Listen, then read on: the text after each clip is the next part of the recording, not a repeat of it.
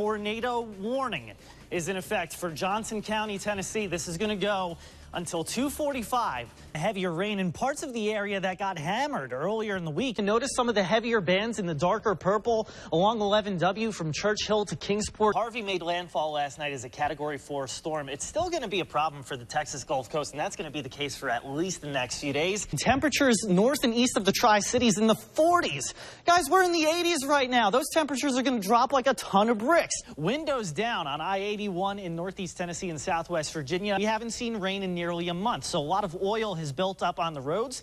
Once it rains, that oil comes back to the surface and makes things a little slick. The change in temperature can sometimes change the volume in musical instruments like the drums. So how is it that this bottle started out in Hilton Head Island and then made its way south towards Ponte Vedra? Ricky Matthews and I put our heads together to try and come up with an explanation. As soon as you mention that S word, as soon as it comes out of your mouth, it's like, no, come back. What goes up? That's my cue. Must come down. We tried it, and you can kind of notice the sky getting just a little dimmer. And there goes my umbrella at 6 o'clock.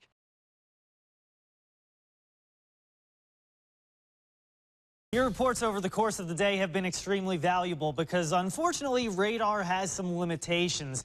And one of the things is the radar beam shooting up here, but the snow falling in a very low layer of moisture. So, unfortunately, the radar sometimes doesn't get to see what little bit of snow has been falling over the course of the day. So your reports and pictures have been very valuable, as has been the case for some of our Storm Track 5 weather spotters. Most of them have seen at least some flurries or light snow showers, with the exception of Marcella in Church Hill. But we can see this dusting of snow at the Lonesome Pine Airport. Another thing that really helps us out is this camera network that we have here at News 5. Now, we see a few snow showers working their way down from the northwest, but most of what's falling is not being detected by radar. Anything that we see over the course of the evening heading into late tonight is going to be very light in nature, very scattered, and targeting mainly the higher elevations, as has been the case over the course of the day today so far. But the moisture starts moving off towards the east, and with that, we get rid of any chance of snow in some of the higher elevations. We wake up tomorrow morning with some clouds in parts of the area, but eventually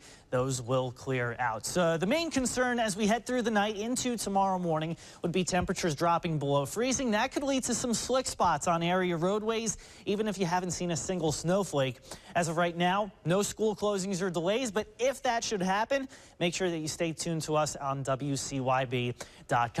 Temperature is going to be looking like this first thing in the morning, upper 20s to low 30s, but any little bit of wind is going to make things feel a little cooler. In fact, it could be feeling like the teens in some higher elevations and feeling like the 20s in the Tri-Cities. So make sure you're bundling up before you head out the door. Maybe cover some plants, bring the pets inside, check the tire pressure, remove any objects from in front of the heater, or leave a slight drip or a little bit of a stream from the faucets so that you don't have any frozen pipes. But good news, we're going to be warming up pretty nicely tomorrow, starting in the upper 20s to low 30s, with high temperatures a good 15 to 20 degrees warmer than what we're sitting at right now.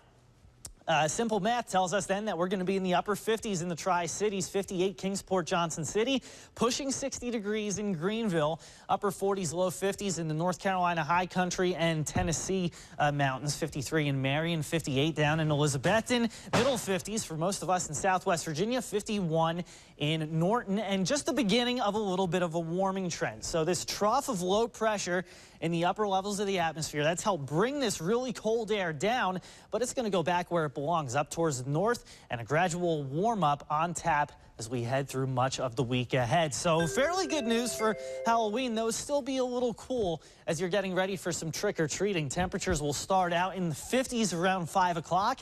As we go through the night, temperatures dropping into the 40s. Highs on Wednesday in the low to mid 60s with a mix of clouds and sunshine. Then a front moves into the area, but it's not going to be nearly as strong as the front that we've seen move in over the last day or so. What this is going to do is provide a focal point for maybe a few scattered showers on Friday and Saturday. And then by Saturday night, we're turning the clocks back 1 hour. So by this time next week, we're going to be reporting to you from the dark. It'll be dark out, yeah. Right? Oh, that's crazy. I can't believe that. Maybe one of the downsides, but yeah, it's all right. Yeah, we'll get through it. Exactly. Thanks, Chris.